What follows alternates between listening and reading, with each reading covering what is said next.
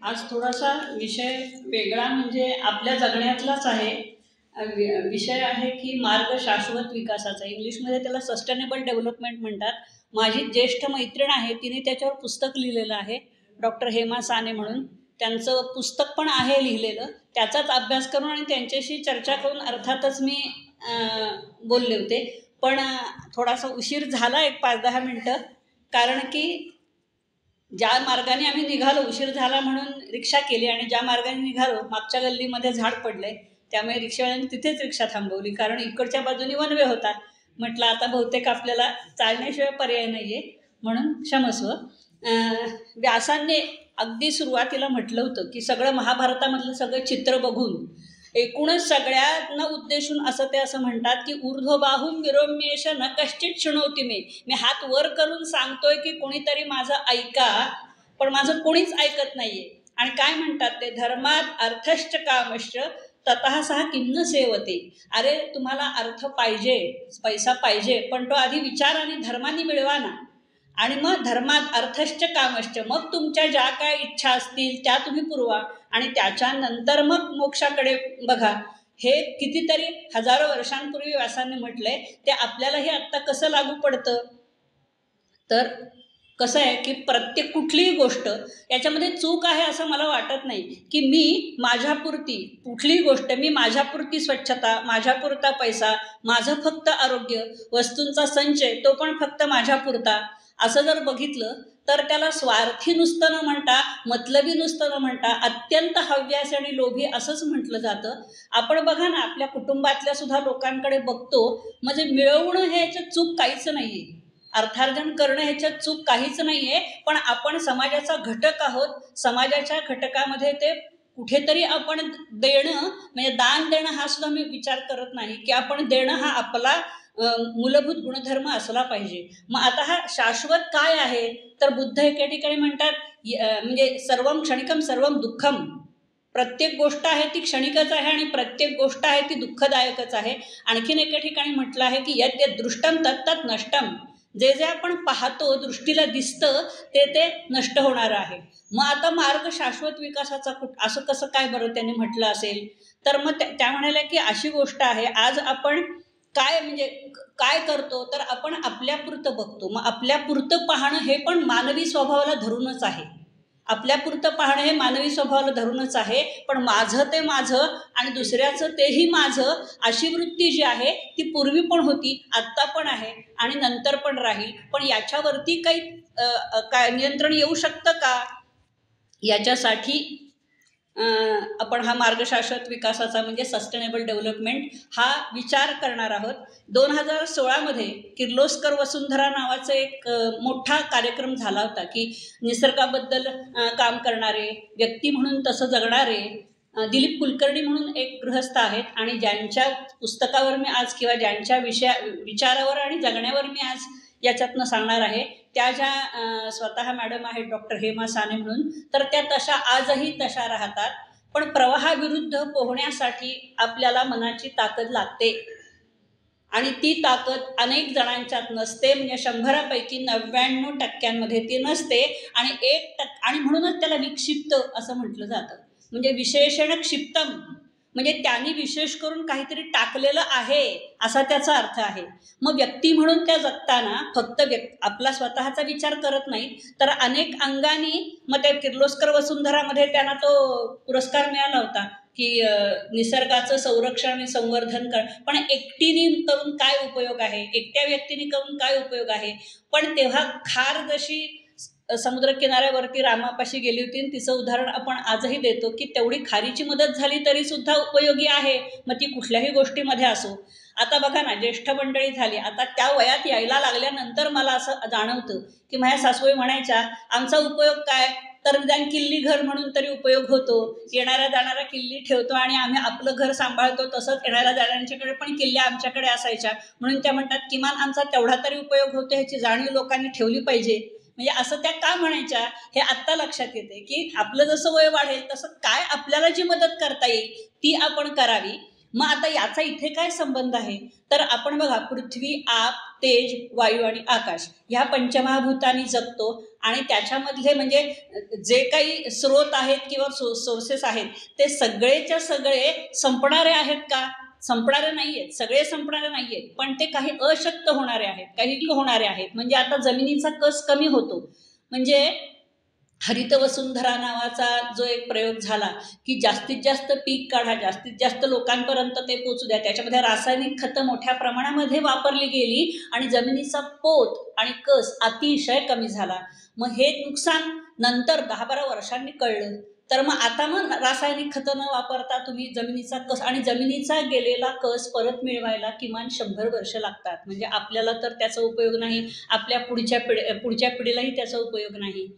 असं म्हणजे जमिनीचं जसं आहे. आणि पाण्याचं कसं आहे, त्याने असं म्हटलंय की पाण्याचा पुनर्वापर करता येतो. पण मला काही ठिकाणी म्हणजे असं अजूनही मी मजल्यावर बघते तर म्हणजे आमच्या मजल्यावरती असं 4-5 मजल्यांची बिल्डिंग असल्यामुळे टाकीमध्ये आम्हाला विहिरीचं आणि नळाचं असं कॉर्पोरेशनचं पाणी एकत्र आलेलं नको म्हणून प्रत्येक मजल्यावरती अशी एक नळी आणून ठेवली की 1 दिवसाआड प्यायचं पाणी भरा. पण लोक काय करतात, ते शिळं झालं म्हणून ओतून देतात. पाणी कधीही शास्त्रीयदृष्ट्या शिळं होत नाही. आपण तर जे पाण्याचे स्रोत जे निर्माण झालेले आहेत ते पुन्हा पुन्हा आपण वापर करतो. मग पाणी शिळं कसं होईल? उलट गंगेच्या प्रवाहाला म्हणतात ना की जेवढं जे पाणी प्रवाही असेल ते शुद्ध असतं. आणि गंगेच्या प्रवाहाप्रमाणे आपल्याला सुद्धा निर्मल होता येतं का हे तिच्याकडे बघून आपल्याला शिकावंसं वाटतं किंवा आपण शिकतो. तर आता त्याच्यामध्ये असं त्या म्हणतायत की विकास म्हणजे काय. आता विकास आणि वाढ या 2 गोष्टीमध्ये फरक आहे. मग वाढ म्हणजे काय, तर आता एखादी धान्याचं पीक आलं तर बेसुमार वाढतं बघा. हां, किंवा वाढ म्हणजे उत्पन्न मिळालं, आपल्याला आर्थिक उत्पन्न मिळालं, वाढ झाली, पण ते कसं खर्च करायचं, नियोजन त्याचं कसं करायचं हे जर माहीत नसेल तर ती वाढ सुद्धा उपयोगाची नसते. असं पण एक त्यांच्या म्हणजे हे जसं ह्याच्यात आहे ना, म्हणजे जीवनशैली, कुठली जीवनशैली आपण स्वीकारायची, रोजच्या व्यवहारामध्ये जाणीवपूर्वक बदल कुठले करायचे. म्हणजे व्यक्ती म्हणून आपण दुसऱ्याला सांगायला गेलो तर आपल्याला मूर्खात काढतात, पण व्यक्ती म्हणून आपण काय केलं पाहिजे तर त्याचे सुद्धा अनेक छोट्या गोष्टी त्याने त्याच्यात सांगितलेल्या आहेत.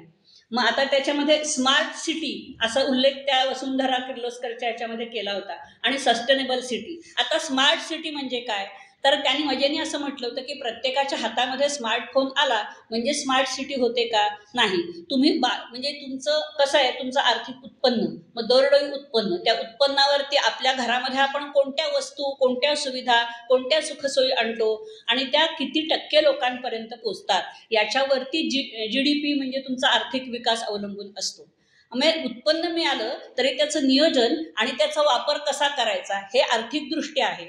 आणि मग सस्टेनेबल म्हणजे काय, मग ते आता ते कसं राहील. आता काही वेळेला आपण म्हणजे एक छोटीशी इराणमधलीच गोष्ट आहे की एक आजोबा म्हणत असतात की मी उंटावरनं जात होतो, माझा मुलगा कार वापरेल, माझा नातू एरोप्लेन वापरेल आणि परत माझा पणतूला काय वापरायला मिळेल, तर सगळं इंधन संपेल, बाकीचं संपेल, म्हणजे परत तो उंटावरच येईल, पण तो उंट तरी तेव्हा शिल्लक असेल का. म्हणजे याला उदाहरण म्हणून त्याने असं दिलं होतं की डायनासोर आपण फक्त आता चित्रामध्ये बघतो, तो पूर्ण नामशेष झालेला आहे. मग असे कुठले प्राणी आहेत, कुठले जीवजंतू आहेत की ज्यांचं अस्तित्व आता नाहीये. कारण जमिनीमध्ये जे असतात ना प्राणी, म्हणजे जे मातीमध्ये असतात, त्यांचा उपयोग आपल्याला खूप मोठ्या प्रमाणामध्ये होतो. त्यांचं बघा ना, गांडूळ असतात, त्यांच्यामधनं खत निर्मिती होतच असते की पालापाचोळा असतो, त्याच्यातनं ते खत तयारच करत असतात. मग ज्या विकासामुळे वाढ नुसतं म्हणत नाहीत त्या ज्या विकासामुळे सध्याच्या पिढीच्या गरजा भागतीलच, पण त्याच्याचबरोबर भावी पिढ्यांना पण गरजा पूर्ण करण्यासाठी आपण काहीतरी त्यांना मागे ठेवलं पाहिजे ना. नाहीतर आपल्याला आपल्या पश्चात सुद्धा आपल्याला लोक म्हणतील आमच्यासाठी काय ठेवलं, आमच्यासाठी काय केलं. म्हणजे काय केलं म्हणजे तुम्ही स्वतः नाही, तुम्ही स्वतः उपभोग घेतलात, पण आमच्यासाठी ठेवलं काय, तर आता काहीच शिल्लक नाही आमच्यासाठी, सगळं तुम्हीच वापरलं. म्हणून त्यांनी 6R म्हणजे षड्रिपू आपले वेगळे, पण 6R म्हणजे पहिली गोष्ट असं त्या म्हणतात की रिफ्यूज, नकार द्या. म्हणजे मला आवश्यक आहे का, मला आवश्यक असेल तर ती गोष्ट स्वीकारा. मग ती विचाराची असेल, कृतीची असेल, वस्तू वापरण्याची असेल, पहिली गोष्ट म्हणजे नकार द्या. मग आता तो नकार द्या, म्हणजे मला असं त्या म्हणल्या की किती तासाचा आहे, मी म्हटलं नाही हो, तासभराचंच आहे, कधी कधी 45 मिनटं 50 मिनटंच बोलू शकतो आपण, किंवा तसं तिथे खूप लोक नसतात. पण मग त्यांनाच विचारा की तुम्ही काय काय कुठल्या कुठल्या गोष्टीला नकार देऊ शकता.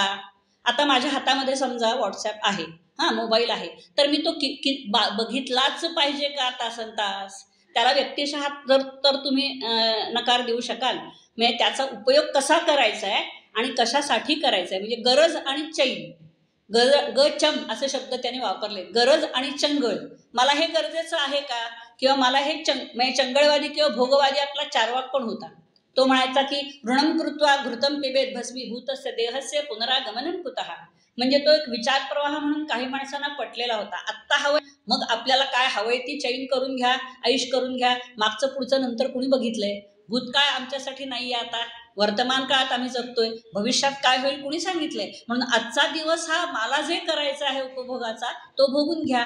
पण उपभोग आणि म्हणजे ऐहिक दृष्टीने संपन्न असणं, मग फक्त आणि स्वतःच असणं, हे कितपत योग्य आहे आणि ते सगळ्यांच्या विकासासाठी, वाढीसाठी म्हणत नाही मी, सगळ्यांच्या विकासासाठी किती उपयोगी आहे, किंवा त्याला आपण काय करू शकतो, या गोष्टीत नकार कुठल्या कुठल्या गोष्टींना देऊ शकतो, याचा विचार खरं तर तुम्हाला पण वाटला काय, हे करायला मी नकार देऊ शकतो, तर ते खरंच सांगा. नंतर मी मॅडमना जाऊन सांगेन की श्रोत्यांपैकी अनेकांना या गोष्टी सुचल्या की या गोष्टी नाही केल्या तरी चालतील. आता या वयात म्हणजे प्रत्येकाने या स्टेजला हे नाही केलं तरी चालेल.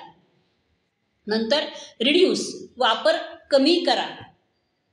कशासाठी? ह्या पर्यावरणाच्या विकासासाठीच किंवा सस्टेनेबल. आता आकाशवाणीवरती त्या म्हणल्या, हे पुस्तक लिहिण्याचं कारण पण त्याने सांगितलं की आकाशवाणीवरती 13 का 14 भागामध्ये सस्टेनेबल डेव्हलपमेंट, शाश्वत विकास याच्यावरती मालिका झाली, आणि फिरून फिरून पुन्हा फक्त ह्या 2 गोष्टींव्यतिरिक्त वेगळं काही सांगतच नव्हते की सस्टेन म्हणजे ताणणे आणि डेव्हलपमेंट म्हणजे विकास. मग इंग्रजीचं मराठी आणि मराठीचं इंग्रजी करणं, त्याला तुम्ही उदाहरणं देऊ शकत नसाल, त्याला तुम्ही लोकांच्या काय चुकतं आहे आणि काय करायला हवं आहे, किंवा कोण काय करतं आहे हे जर सांगितलं नाही तर तो विचार म्हणून पोचेल कसा लोकांपर्यंत. म्हणून त्यांनी हा सगळा आटापिटा केला, आणि त्या व्यक्तीला पूर्णपणे आधार आहे सांगण्याचा, कारण ती जीवन तसं जगते आहे.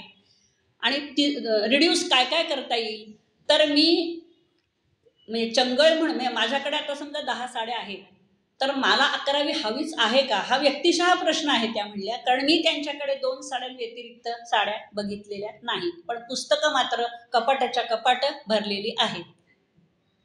ही प्रत्येकाची आवड असू शकते.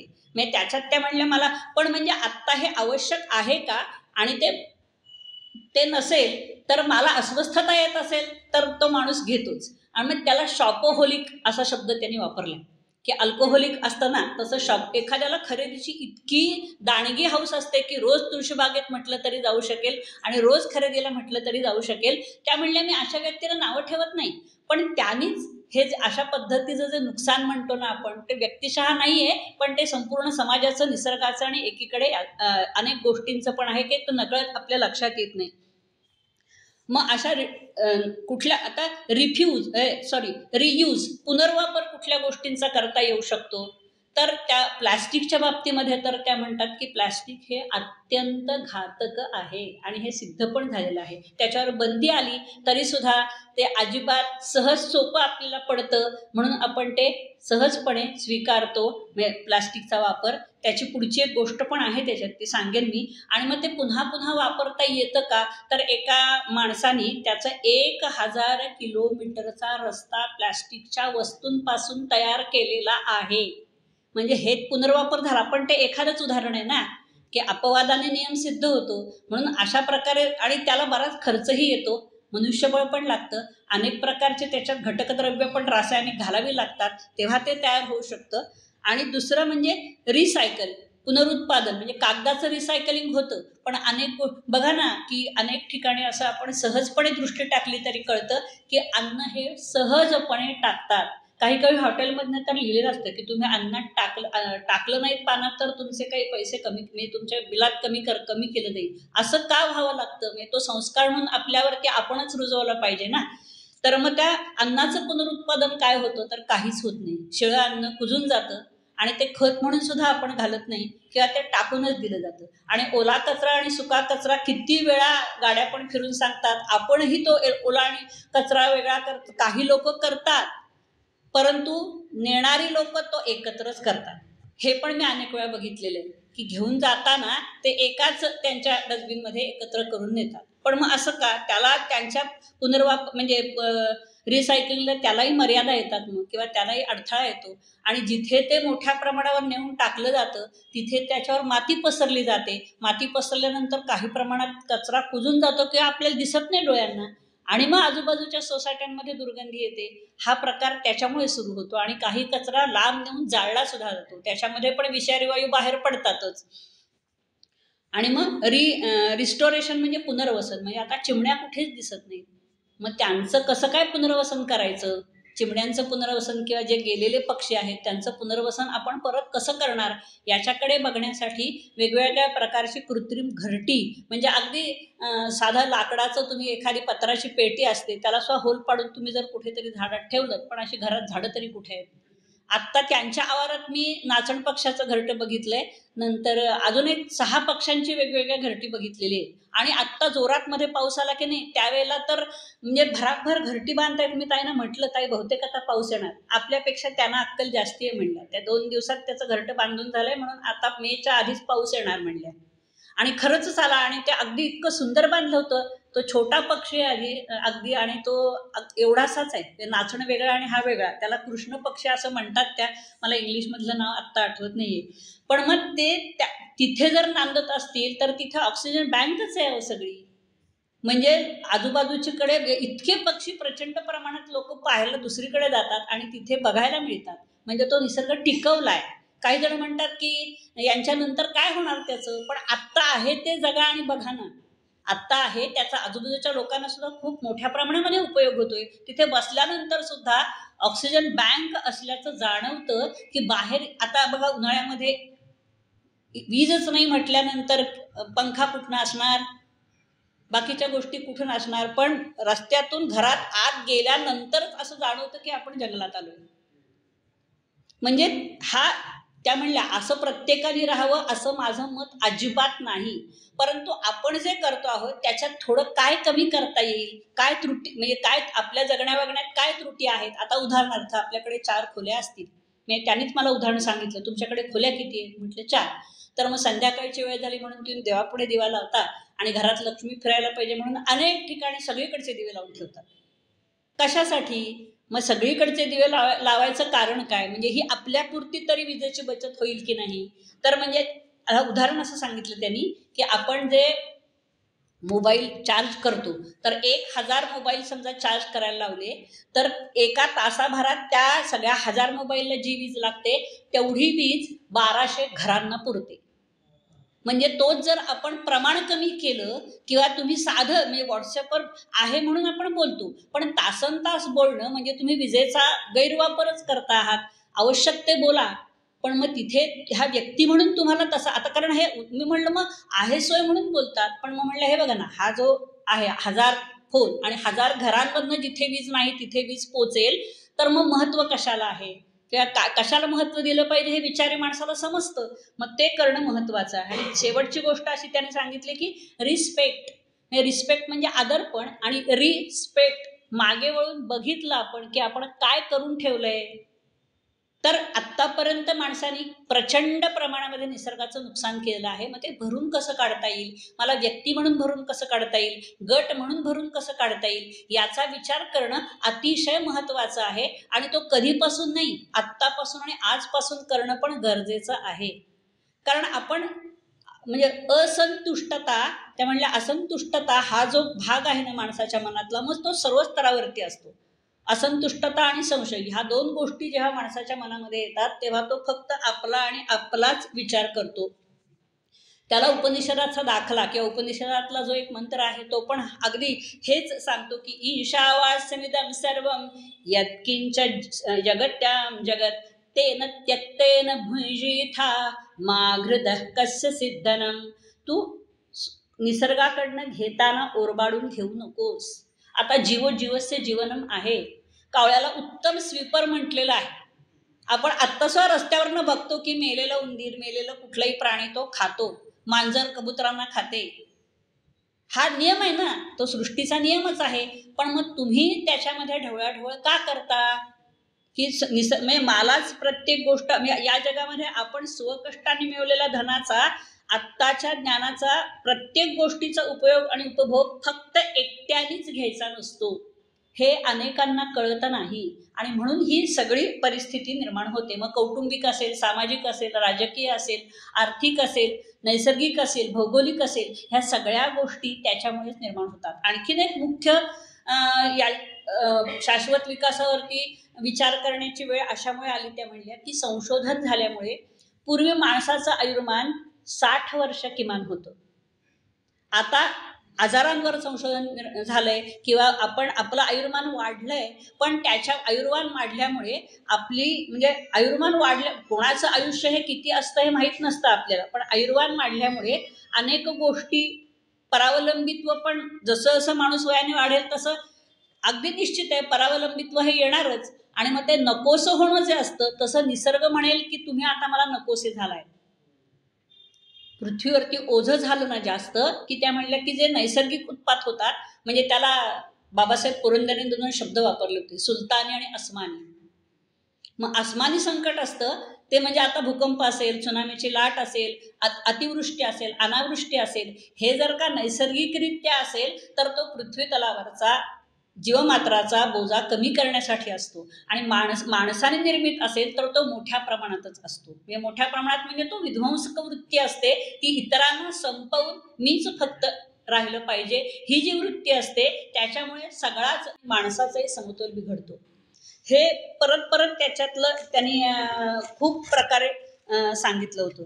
आता घर म्हटल्यानंतर घर पण ही परिसंस्थाच आहे आपली. मग त्यांनी दासबोधातलं, त्यांनी म्हणजे मलाच असं वाटलं की दासबोधात पण रामदास स्वामींनी हेच सांगितलंय की म्हणजे बाग नावाचं एक प्रकरण लिहिलंय त्यांनी, रामदासांनी. दासबोधात नाहीये, पण बाग नावाचं एक वेगळं प्रकरण लिहिलंय.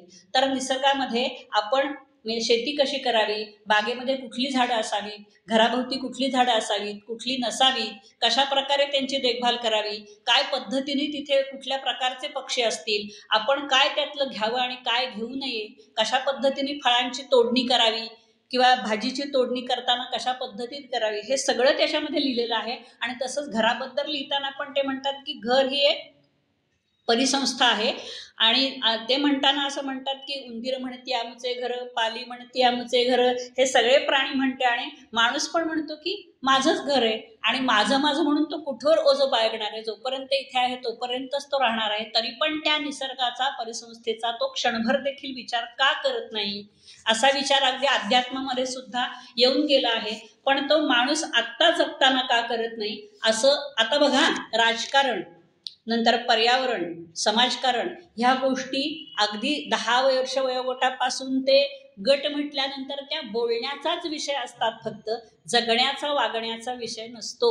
म्हणून हा जो विषय आहे तो फक्त बोलण्याचा नाहीये, तर तो व्यक्तिशः जगण्याचा आहे. मग तो जगण्यासाठी काय करता येईल, तर प्रथम शाश्वत विकास येणारा पहिला घटक कुठला, तर तो पर्यावरण.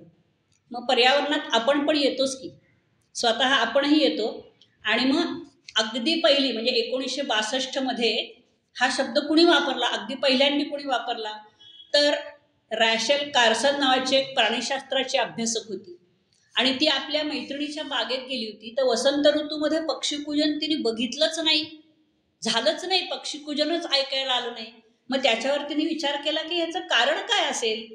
मग त्या बागेमध्ये कीटकनाशक फवारली होती आणि कीटकनाशकामुळे बाकीचं काही उगवलंच नाही. आणि मग ते पक्षीपूजन पण फवारणी केली आणि पक्ष्यांचा त्याच्यामुळे नष्ट झाले पक्ष्यांच्या नाशाला ती फवारणी कारणीभूत ठरली, कीटकनाशक. आणि मग माणसाच्या कृतीचा बाकीच्या सगळ्या असमंतावरती किती परिणाम घडू शकतो याचा तिने खोलवर अभ्यास करून तेव्हा DDT आणि ह्या दोघांना परदेशामध्ये बंदी आणली गेली की हे तुम्ही करू नका, कारण त्याच्यामुळे बाकी सगळ्या गोष्टी घातक आहेत आणि आपल्याकडे अजून वापरल्या जातात. तिथे जे घातक आहे ते आपल्याकडे आपण अजून सहज वापरतो. मग या संशोधनामुळे अमेरिकेमध्ये प्रचंड खळबळ उडाली. पण विज्ञान क्षेत्रात एक नव्या शाखेचा जन्म झाला आणि ते एन्व्हायरमेंटल सायन्स. ते आता त्याच्यामध्ये MSc वगैरे सुद्धा लोक करतात. मग त्याला ही 1962 साली ही जी रॅशेल कार्सन आहे ती उपयोगात, म्हणजे तिने ते प्रथम सांगितलं. आता वनस्पती, प्राणी आणि आपण म्हटलं ते पंचमहाभूत मगाशी मी सांगितलं, ते सगळे जे जैविक घटक आहेत त्यांचं साहचर्य आणि आपण त्यांचा समतोल साधला तर हे राहू शकतं, नाहीतर त्याचे परिणाम आपल्याला पण भोगावे लागतात. मानवी दृष्टीने मगाशी म्हटलं मी तसं की मानवी दृष्टीने विकास आणि विकास म्हणजे आर्थिक प्रगती, दरडोई उत्पन्न आपण ज्याला म्हणतो तो. मागे तुम्ही बसलात मॅडम, तर माझा भाऊ माझा बोलला होता तेव्हा तुम्ही ऐकलं होतं ना. आर्थिक जनता सहकारी बँकेचा CEO होता, त्याने ऐकलं होतं तेव्हा त्याने ह्याच्यावरती बोलला होता की म्हणजे मला अर्थशास्त्रातलं एवढं सगळं सांगता येणार नाही, पण आर्थिक प्रगती, आर्थिक विकास आणि मोजमाप म्हणजे राहणीमान सुधारणा याच्याशी काय संबंध आहे या गोष्टींचा, तर नैसर्गिक साधनं आणि संपत्तीचा ऱ्हास आणि जैविक इंधनांच्या मागणीतली होणारी वाढ याच्यामुळे नक्कीच हा परिणाम आपल्याला भोगावा लागतो. अगदी सोप्या शब्दामध्ये सांगायचं झालं तर आपण एखादं मुद्दल ठेवलं बँकेमध्ये, तर मुद्दलाला हात न लावता येणाऱ्या व्याजावरती आपण जगू शकतो का? तर पूर्वी काही ठिकाणी प्रायव्हेट कंपन्यांमधनं सुद्धा व्याज अधिक होतं, पण आता बँकांचं सुद्धा व्याज कमी झालेलं आहे. म्हणजेच काय, तर थोडक्यात आपलं अंथरूण पाहून आपल्याला पाय पसरायचे हे निसर्ग आपल्याला शिकवतो, तरी पण मग आपल्याला त्या साधन संपत्तीचा का उपयोग नीट करता येत नाही. तर एक अमेरिकन माणूस बघा, त्यांनी सायंटिफिक ॲनालिसिस कसं केलंय की एक अमेरिकन माणूस जेवढी नैसर्गिक संपत्ती वापरतो एकटा, त्यात 25 भारतीय आणि जगातल्या दरिद्री राष्ट्रातील 100 व्यक्ती गुजराण करतात. कारण सांगते, लोकसंख्या तिथे कमी आहे आणि दरडोई उत्पन्न अधिक आहे, आणि आपल्या इथे लोकसंख्या अधिक आहे आणि दरडोई उत्पन्न म्हणजे स्तर कमी जास्त आहे. उंचावलेला स्तर पण आहे, पण अधिक खालावलेला स्तर पण आहे. आणि ते कारण आहे त्याला. विकसनशील राष्ट्रातील पालक जे आहेत ना, ते म्हणजे अमेरिकेत 2 बालकांच्या वरती जेवढा खर्च होतो ना, तेवढा विकसनशील राष्ट्रामध्ये 75 ते 100 मुलांचा सांभाळ चांगल्या पद्धतीने होऊ शकतो, असं शास्त्राने सिद्ध झालेलं आहे. पण मग याला कारण आत्ताच मी म्हटलं तसं की तिथे आर्थिक उत्पन्न दरडोई भरपूर आहे आणि लोकसंख्या कमी आहे.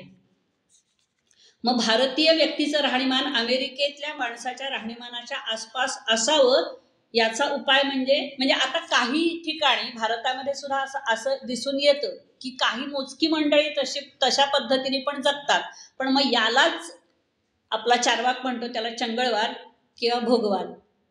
म्हणजे आपण भोगणं हे चूक नाहीये, पण आपण समाजाचा घटक आहोत, याच्याबरोबर तो विचार पण आपल्या मनामध्ये सहजपणे आला पाहिजे, कुणीतरी करायला नाही लावला पाहिजे. आता ज्या विकासातनं सध्याच्या पिढीच्या गरजा भागतात, आता आपल्याला भागताय ना, मग काय, कारण ही माणसाची स्वाभाविक प्रवृत्ती आहे की तहान लागल्यावरतीच विहीर खणायची.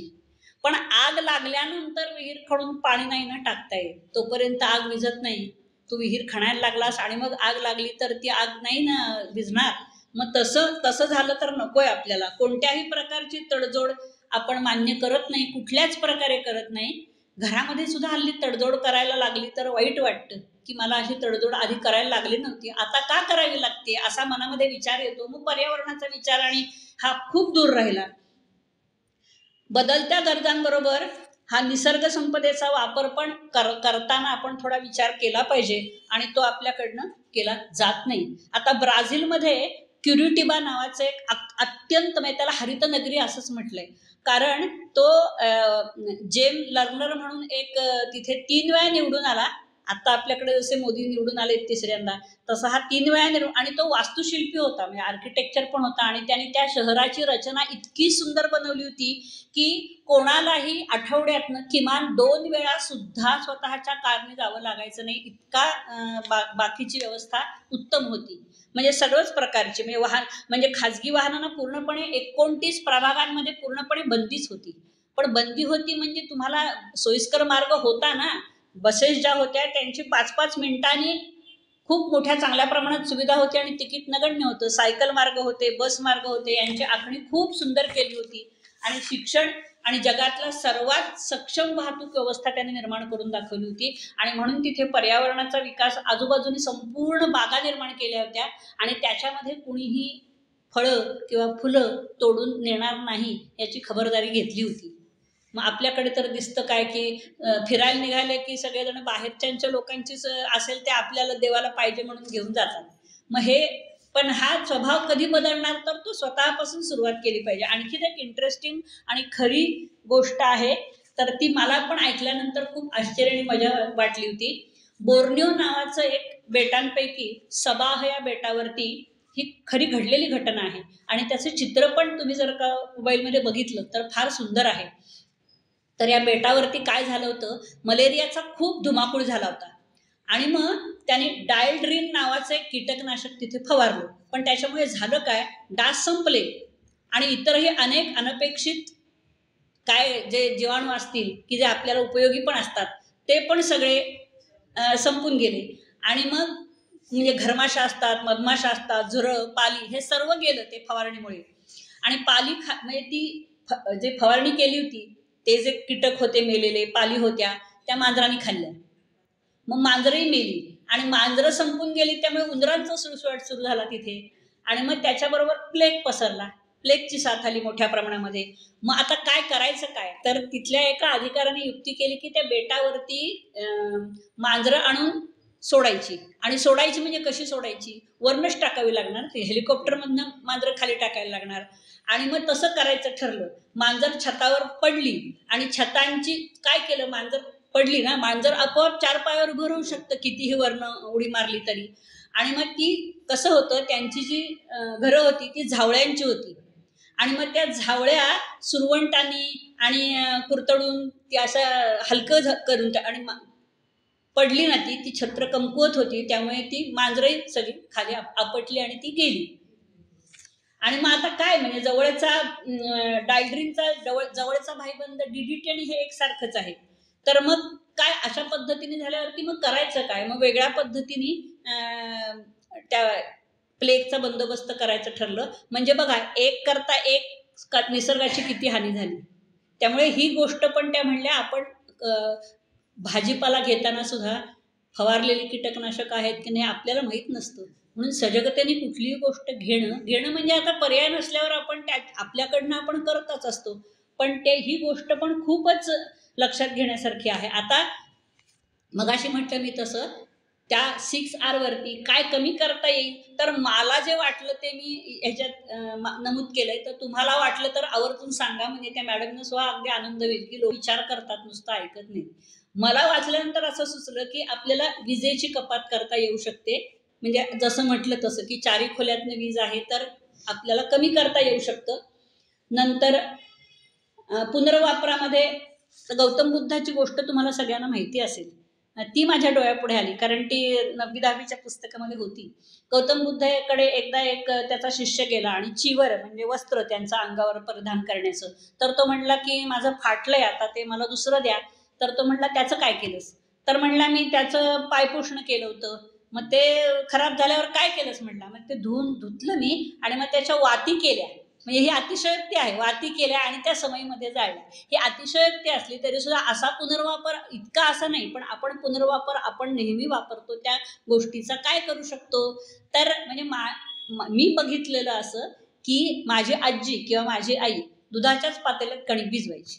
मग ही साधी गोष्ट आहे, तुमच्यापैकी पण अनेक जण करत असतील की ते म्हणजे सहजपणे ही होणारी गोष्ट आहे. मग ते तसंच का टाकून द्या. लहानपणी आम्ही ते खरडून खायचो, त्याच्यात साखर घालून खरडून खायचो. तर आई काय म्हणायची, ते करा आणि ते वाटीत ठेवा आणि ते पातेलं मला द्या, ते उष्ट करू नका, त्याच्यामध्ये मी कणिक भिजवेल. म्हणजे हा पण एक नकळत झालेला संस्कारच आहे ना. मग अशा पद्धतीने आणखीन काय करता येऊ शकतं, तर हा विचार पण खूप महत्त्वाचा आहे. म्हणजे हे म्हणजे बघा, आत्ता मी सांगत असताना तुमच्यापैकी पण काही जण म्हणली की हो आम्ही पण असं करतो, आणि ते सहजपणे तुम्ही काय बघूनच केलेलं आहे की आधीच्या लोकांचंच पाहून केलेलं आहे. किंवा पानामध्ये कुठलीही गोष्ट टाकू नका, हा तर संस्कार आहे. मग आता बुफेमध्ये तर लोक टाकण्याचं प्रमाण उलट वाढलंय. मग ते पंक्तीमध्ये बरं होतं की हवा असेल तरच वाढा, नाहीतर मग ते टाकणं हा संस्कार का आपल्या पुढे असतो मला समजत नाही. की काही जण म्हणतात की पानात थोडंसं राहिलं ना तर त्याचं पोट भरलं. अरे असं कसं, पण प्रत्येकाला हवंय तेवढंच तो खाईल ना. मग भारतामध्ये त्याने असं म्हटलंय की कचरा म्हणजे आपण ह्या पर्यावरणाबद्दल बोलतोय म्हणून सांगते की कचऱ्याचे 2 भाग असतात, एक विघटनशील असतो आणि एक म्हणजे अविघटनशील असतो. तर हा म्हणजे जैव वैद्यकीय कचरा जो असतो ना, तर मी एका दीनानाथमधल्या आमच्या अगदी जवळच्या ओळखीच्या आहेत डॉक्टर रानडे म्हणून, त्यांना विचारलं की काय करतात हो नेमकं, म्हणजे ह्या मोठ्या प्रमाणावरती जो जैव कचरा होतो ना, तर खूपच मोठ्या प्रमाणात होतो, त्याचं करतात काय? तर बॅग्समध्ये बांधतात, काळ्या काळ्या मोठ्या बॅग असतात ना, त्याच्यामध्ये बांधतात आणि त्याचं जर का निर्मूलन करायचं हॉस्पिटलला अधिकार नसतो, कॉर्पोरेशनचं पास घ्यावा लागतो, ते लोक येऊन तो कचरा घेऊन जातात, त्याचं परत क्लासिफिकेशन करतात आणि ते योग्य पद्धतीने ते जाळलं जातं. म्हणजे कुठेही याच्यावर वगैरे असं जाळलं जात नाही. हे मला माहीत नव्हतं, पण त्यानिमित्ताने मला कळलं. पण मग ते सॅनिटरी पॅड्स किंवा लहान मुलांचे असे काही काही हे रस्त्यावर सुद्धा आपण हल्ली बघतो. मग ते टाकणं आणि त्याच्यावरनं दुर्गंधी आणि अनेक प्रकारचं हे पसरणं, हे किती म्हणजे विचित्र पद्धतीचं आहे. तर त्याला काय करता येऊ शकतं, तर व्यक्ती म्हणूनच आपल्याला ते सांभाळायला पाहिजे. आता विचार करण्यासारखी गोष्ट म्हणजे अजून एक अतिशय महत्त्वाची गोष्ट आहे आणि आश्चर्य वाटेल की एकदा एक प्रशांत महासागरामध्ये कचऱ्याचा ढीग केवढा मोठा आहे ना, ही जगातली मोठी कचराकुंडी असं समजलं जातं. काही वर्षापूर्वी हा मान आपल्या एव्हरेस्टला सुद्धा होता. हा मान म्हणण्यापेक्षा मान म्हणायचं का, पण मग ती जागरूकता निर्माण झाली जाणाऱ्या, आणि मग ते तिथलं आपणच टाकतो, तर मग आपण उचलायला नको का? तर मग चार्ल्स मूर नावाचा एक अमेरिकी प्रवासी होता. तो सागरी सफरी करायचा नेहमी, आणि 1900, फार लांबची गोष्ट नाही आहे, 1997 मध्ये तो प्रशांत महासागरातून आपल्या बोटीतनं प्रवास करता करता एका कचऱ्याच्या ढिगावरती अडकला आणि त्याला किती दिवस लागले असतील त्याच्यातनं बाहेर पडायला. तर किनाऱ्यापासून तो जिथे अडकला होता तिथून किनाऱ्यावर जायचं तर 1000 किलोमीटर तर लांब होता. मग आता त्या कचऱ्याच्या ढिगातनं बोट काढणार कशी, तर मूरला तब्बल 1 आठवडा लागला. म्हणजे तो केवढा मोठा कचऱ्याचा ढीग होता, कारण डंप सगळं करतात समुद्रातच. म्हणजे मी असा विचार करते की काय, म्हणजे तिकडचा घन कचरा असतो ना परदेशातला, तो सुद्धा बोटीतनं आपल्यापर्यंत येतो आणि आपल्या इथे त्याचं का बरं, आपल्याकडे का त्यांचा कचरा यावा? तर मग इथे अनेक जे लोक असतात ते त्याच्यामधलं काहीतरी शोधत असतात की आम्हाला उपयोगाचं इथे काय मिळेल. म्हणजे आता बघा, कोका कोलाला जाहीर केलंय त्यांनी की आम्ही टीनचे डबे देणार नाही म्हणून. ते जास्ती महाग आहे म्हणण्यापेक्षा आता ट्रम्प साहेबांनी जे काढलंय ना की तुमच्या येणाऱ्या याच्यावरती अधिक कर बसेल, तर मग टीन परवडणार नाही, कारण तो धातू आपल्याकडनं बाकीच्या देशांमधनं तिकडे जातो. मग ते जर काय आता साध्या साध्या गोष्टींमधनं सजग असतील, तर आपण काय, म्हणजे कचरा पेटी किंवा कचरा डेपो हे तर म्हणजे मला काय किंवा कुणालाही काय. मग ती माणसं काम करतात, त्यांना कसं होती, माणसंच असतात ना ती. आत्ता बघा ना, आजच मी बघितलं, आज का काल आम्ही त्या रविवार पेठेतून येत होतो आणि त्या ड्रेनेजमधनं गाळ काढत होते लोक बाहेर, मग ती माणसंच होती ना. आणि त्याच्यामध्ये बघितलं तर गुटख्याच्या पुड्या, चहाचे कप, नंतर सिगरेटची ठोटकं, हे तर असंख्य प्रमाणामध्ये त्या चिखलामध्ये होतं. मग हे कुणी सांगायचं? किंवा आपण बाहेरचा ड्रायव्हर जर ठेवला, मी बाहेरचा म्हणते, आपल्यापैकी चालवत असताना, म्हणजे उच्चभ्रू म्हणण्या असा मी शब्द पण वापरणं चुकीचं आहे. उच्च शिक्षित किंवा ज्याच्यावर संस्कार आहेत तो पटकन बाहेर चोळी टाकणार नाही किंवा थुंकणारही नाही. पण त्यांच्या ते तंद्रीमध्ये असतात, त्या तंद्रीत चालवत असतात आणि त्याच्यासाठी तो तंबाखू ते दर 10 मिनिटांनी किंवा 15 मिनिटांनी थुंकत असतात. म्हणजे हा केवढा घाणेरडा त्यांच्यावर असलेला आहे. म्हणजे हे पर्यावरणाला किती आपल्याला बघता क्षणी सुद्धा किळस येते बघा. मग हे थांबवणं गरजेचं आहे का? पण तेव्हा आपली भीड नाही चेपत. आपण नाही सांगू शकत की आत्ता थुंकू नका म्हणून, नाही सांगू शकत, कारण आपण तिथे बसलेलो असतो, आपल्याला उतरायचं असतं. हा एक आपल्यावरती भिडस्तपणाचा संस्कारही लहानपणापासून झालेला आहे. पण मी परवा माझ्या पुतण्याकडे चाललो होतो, तेव्हा तर ड्रायव्हरला म्हटलं की तुम्ही, म्हणजे बोलावलीच होती आम्ही ती, पण त्याला म्हटलं की इथून अर्ध्या तासाच्या अंतरामध्ये एकदाही थुंकणार नसला तर बसतो, नाहीतर तुमची कॅन्सल करतो आम्ही. बसायच्या आधीच सांगितलं होतं मी. बसायच्या आधी तर सांगता येतं ना, ते आपल्या हातात असतं.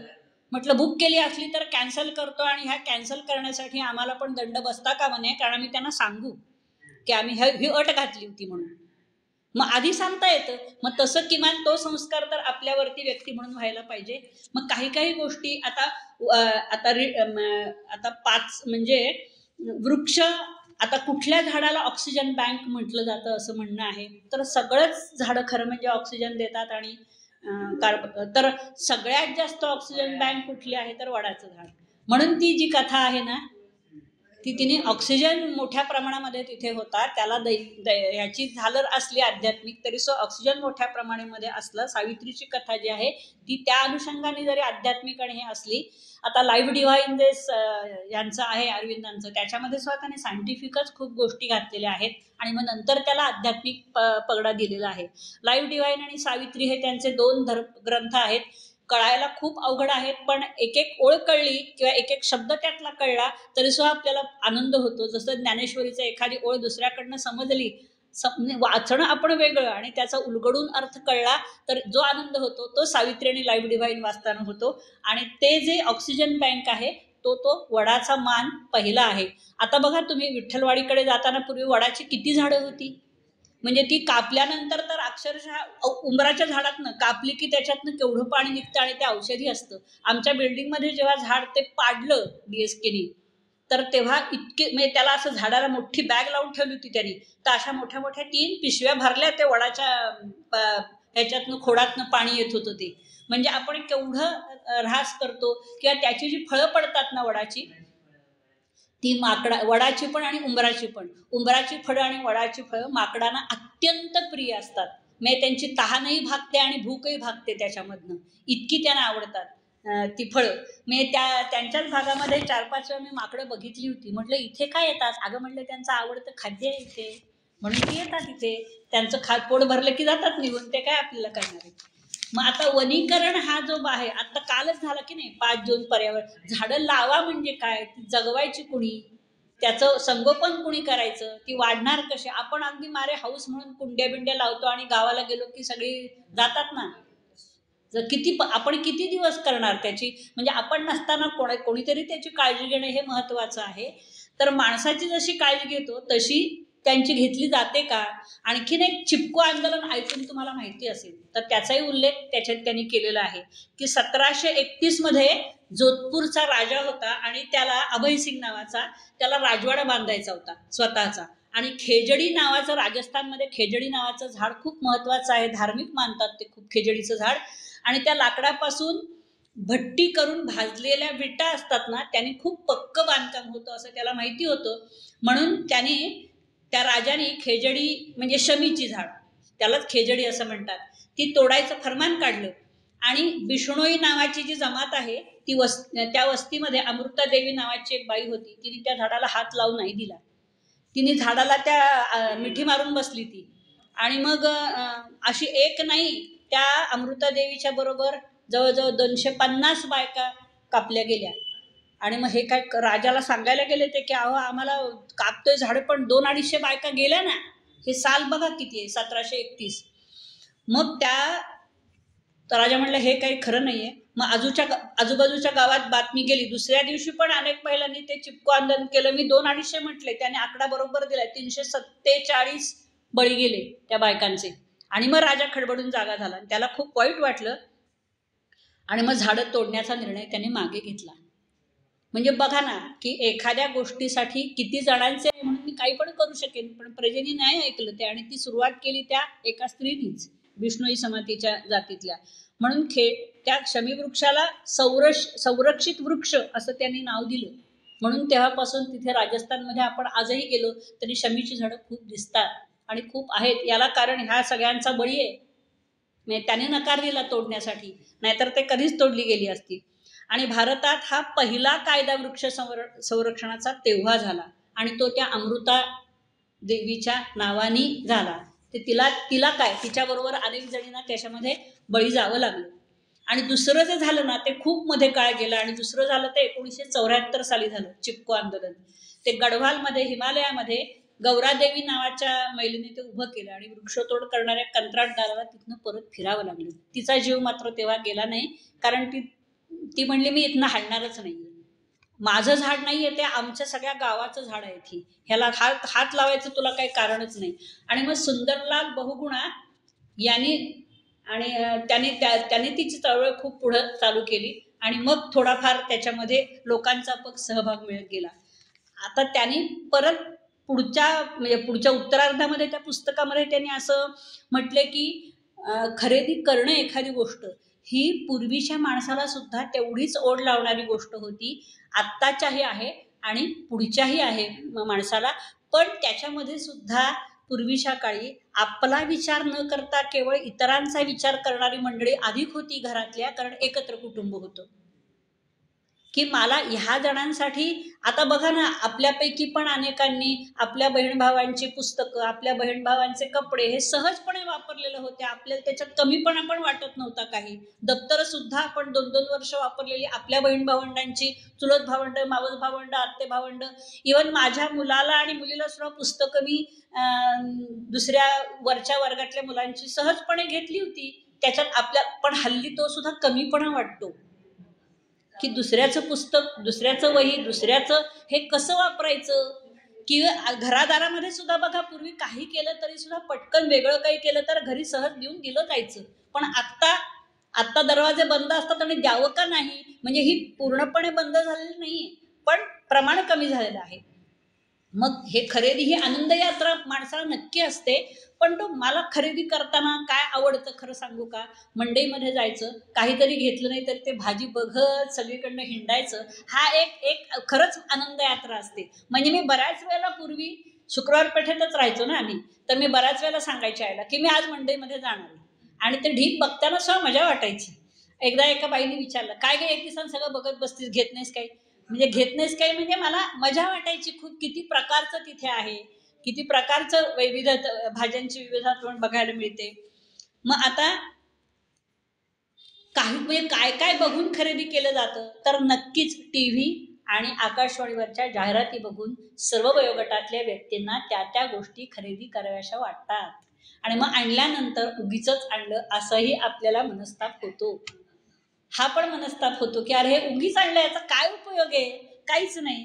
पण म्हणून तिथे सतर्कता पाहिजे की नाही होत नाही पण तसं, कारण तो मानवी स्वभाव आहे की इतके वेळा आपल्या ह्याच्यावरती ती. आणि म्हणजे का बरं, म्हणजे बघतो आपण का, दूरदर्शन का बघतो, दुरून आहे ना ते. आता घरोघरी जे चाललेलं असतं ते अतिरिक्त रंजन तिथे दाखवतात, म्हणजे सर्वच चॅनल असतात तसे असं नाही. पण शेवटी जो आनंद खरं पुस्तक वाचण्यामध्ये आणि त्या रंजनामध्ये आहे ना, तो आनंद पाहणं आणि ऐकणं याच्यापेक्षा आपण वाचणं हा आनंद अधिक असतो, तो घेणाऱ्यालाच कळतो. हे मात्र ती पण आवड माणसाने जाणीवपूर्वक लावून घेतली पाहिजे. आणि मध्ये माणसांनी मात्र केवळ अधिक वापरून निसर्गात केवळ काय त्याची तूटच केली पाहिजे का, असं माणूस विचार करत चाललाय का, असं म्हणण्याची वेळ येते. आणि विशेष करून औद्योगिक आणि तांत्रिक प्रगती झाल्यावरती वापरलेला जो काही नैसर्गिक स्रोत आपण वापरतो ना, ते आपण ते परत कुठे करतो, ते नाही परत केले जात. त्याच्या बदलात माणसाने निसर्गाला काय दिलं, तर भरपूर कचरा दिला, भरपूर प्रदूषण दिलं, आणि तोही अविघटनशील आहे. संपत चाललेली निसर्ग संपत्ती आणि कचऱ्याचे ढीग माणसाच्या आर्थिक विकासाच्या, जो अश्वमेध आहे ना आर्थिक विकासाचा, त्याला केवळ तो वेगाने दौडत आहे. आणि बाकी हे आपण मागे काय टाकलंय तो पुनर्लोक करतच नाहीये. मग मानवी जातीच्या भावी पिढ्यांना काय मिळणार, काय यातनं, हा आपण विचार करण्याची गरजच काय आहे, असं मनात येतं का, तर यायला पाहिजे की आपण काहीतरी त्यांना ठेवलं पाहिजे. आपण केवळ आपल्या वाट्याची निसर्ग संपत्ती वापरत नाही, तर पुढच्या पिढ्या संपल्यावरही त्याच्यावर आपण त्यांच्या पण हक्कावरती आपण डल्ला मारतो आहोत, हे माणसाला कळायला पाहिजे. आपण पृथ्वीचे मालक नाहीये, आपण तिचे नैसर्गिक स्रोतांचे पालक आहोत. म्हणजे भोगवादातून निर्माण झालेला कचरा मागे सोडून आपण कचरा कुंडी तयार करतोय की काय. आता म्हणजे दिलीप कुलकर्णी नावाचे एक जण आहेत की ते पुणे आणि हे सोडून सगळे कुडाळ राहायला गेले, आणि तिथे ते त्या स्रोतामध्ये राहतात आणि तशा पद्धतीने वागतात. पण असं एखादाच मनुष्य असेल ना, बघा ना आता, कारण परवाच एकदम सांगलीचे वाटवे म्हणून एक गृहस्थ मॅडमला भेटायला आले होते. ते म्हणले मी आहे गोव्याचा, पण सांगलीहून म्हणजे सांगलीला आलो आणि इथे पुण्यामध्ये मुलीकडे आलो म्हणून तुम्हाला भेटायला आलो. यूट्यूबवर मी बघितलं आणि असं मला आश्चर्य वाटलं की कसं काय माणूस राहू शकतो असा, म्हणून बघायला आलोय. त्या म्हणल्या बघितलं खरंच राहते ना, असं त्याने विचारलं. आणि तो म्हणला की मला काहीतरी तुम्हाला द्यायचंय. काय देऊ, तर त्या म्हणल्या काहीतरी अशी गोष्ट नसते समाजामध्ये काहीतरी करायचं असेल तर निसर्गाचा ऱ्हास कमी करण्यासाठी मी काय करू शकतो असा एखादा विचार केला तरी मला ते पुरेसं आहे. मग असं म्हणणारी, असं म्हणजे आपल्याला असं वाटतं का की आपण अशा पद्धतीनं आपण जगत असतोय? आता एक यशवंतराव लेले म्हणून आमच्या शाळेमध्ये प्रबोधिनीमध्ये होते, तर ते बसने यायचे नेहमी. त्यांच्या खिशामध्ये कायम तिकीट असायचं बसचं, आणि ते बसचं तिकिटावरती एखाद्याला काही लिहून, माझ्याकडे बसच्या तिकिटावर त्यांनी मला 2-3 गोष्टी लिहून दिलेल्या अजून मी जपून ठेवली, की तुझं कौतुक आहे, कौतुकास्पद वागण्याबद्दल मी तुला ही शाबासकी देतोय, एवढी 2 वाक्य बसच्या तिकिटावर लिहिली होती आणि मी ती ग्रंथामध्ये जपून ठेवली. मग आता नाहीतर आपलं सहजपणे खाली टाकलं जातं की नाही बसचं तिकीट. आणि मग मी त्यांना विचारलं, असं तुम्ही का करता? हे बघ म्हणे, माझ्या ड्रॉवरमध्ये सगळी बसची तिकीट आहे, कुणाला मी काही लिहून देताना त्याच्यावरच लिहून देतो.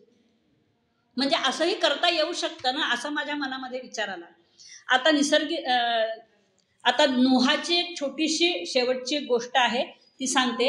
आणि म्हणजे मला उशीर झाला होता, परंतु नंतर उशीर काही कारणानेच झाला होता म्हणून सांगितलं होतं. नोहाने जगबुडीच्या तोंडावर सर्वच प्राणी जगाला आपल्याबरोबर नौकेत घातले. नोहाची बोट म्हणून मोठी अशी एक ऐतिहासिक कल्पना नाहीये, ऐतिहासिक गोष्ट झालेली आहे त्याच्यावरती. जलप्रवासापासून केवळ स्वतःलाच त्यांनी वाचवलं नाही, तर सर्व सृष्टीचा सांभाळ केला. आणि आपण नोहाचा वारसा चालवला तर काय हरकत आहे? म्हणजे त्यांनी काय काय घेतलं, तर पहिली फांदी घेतल्या, झाडाच्या वेगवेगळ्या फांद्या घेतल्या, काही बिया घेतल्या, अनेक प्रकारचे प्राणी घेतले, मग काही माणसांना वर घेतलं, म्हणजे जेवढी माणसं त्या बोटीमध्ये बसू शकली तेवढ्या माणसांना वर घेतलं, आणि मग तो दुसऱ्या किनाऱ्यावर गेला आणि तिकडे जग सुरू झालं. म्हणजे त्याने सगळी जीवसृष्टी, जीवजंतूपासून माणसापर्यंत सगळी नेली ना. म्हणून ती नोहाच्या बोटीसारखं आपल्याला काही करता येईल का? आपण एकत्रितपणे आणि वैयक्तिकपणे समाजासाठी काही करू शकतो का? आणि मग अगदी शेवटी असं म्हणावंसं वाटतं की काले वर्षतु पर्जन्यः पृथ्वी सस्यशालिनी, होवो असं. पण मग त्याच्यासाठी आम्हालाही काही बदल करता आला तर काय करावा? देशोयम क्षोभरहितः सर्वे संतु निर्भयाः. आणि मग सर्वे सुखिनः सन्तु, सर्वे सुखिनः सन्तु, सर्वे सन्तु निरामयाः, सर्वे भद्राणि पश्यन्तु मा कश्चित् दुःखितो भवेत्. आणि अगदी शेवटी या सगळ्याचा सारांश म्हणून मी अगदीच छोटी कविता केलेली आहे. जगात साऱ्या बदलत आहे, भोगाची मोठी चंगळ, पृथ्वीलाही घातक आहे, जास्तीची सोडून हाव, निसर्गाशी जोडू नाते, पर्याप्ततेची गोडी बघा, आनंदाच्या गावा जाते, संतांच्या विचारातून त्यागाचा एक घेऊ धागा, निसर्गाच्या चक्राला येऊ देणार नाही बाधा, माणसाची सम्यक दृष्टी अबाधित ठेवील आपली सृष्टी, पृथ्वीवरच येईल तेव्हा रम्य स्वर्ग, शाश्वत विकासाचा हाच खरा मार्ग, शाश्वत विकासाचा हाच खरा मार्ग. आणि आंबेडकरांनी एके ठिकाणी म्हटलं होतं की शेती, जल, ऊर्जा यांच्यामध्ये एकत्रित विकास करून जर तुम्ही अर्थव्यवस्था बघितली तर निसर्ग अबाधित राहील. पण होतं कसं की अर्थशास्त्रज्ञ जेव्हा विचार करत असतात तेव्हा ते असं म्हणतात, समाजातल्या काही समस्यांवरती त्यावेळी पर्यायी उपाययोजना निघू शकेल. मग ते फक्त आर्थिक विकासाचाच विचार करतात. म्हणून त्या एकत्रितपणे जर का विचार केला तर, आणि महात्मा गांधी पण एके ठिकाणी म्हटले होते की त्यांचं नेहमीचंच वाक्य होतं की खेड्यांकडे चला, की म्हणजे खेड्यांचा विकास केला तर मग शहरांच्याकडे ओघ येणारा कमी होईल आणि खेड ही स्वयंचलित आणि अत्यंत देखणेपणाने काम करतील. या सगळ्या आढावा घेत असताना पुस्तकातल्या काही गोष्टी वेळेअभावी किंवा माझ्याही लक्षात आल्या नसतील तर त्या थोड्याशा राहून गेल्या असतील, तर आपण हे जे पुस्तक आहे हे कुठल्याही ग्रंथालयात मिळू शकेल की नाही मला माहिती नाही आहे, पण या त्यांच्या पुस्तकावरूनच मी बोलले होते. कोणाला सहजपणे हवं असेल तर तुम्ही घेऊ शकता, बाहेरही मिळू शकतं. ते पुस्तकात नाव सांगते, दाखवते ना.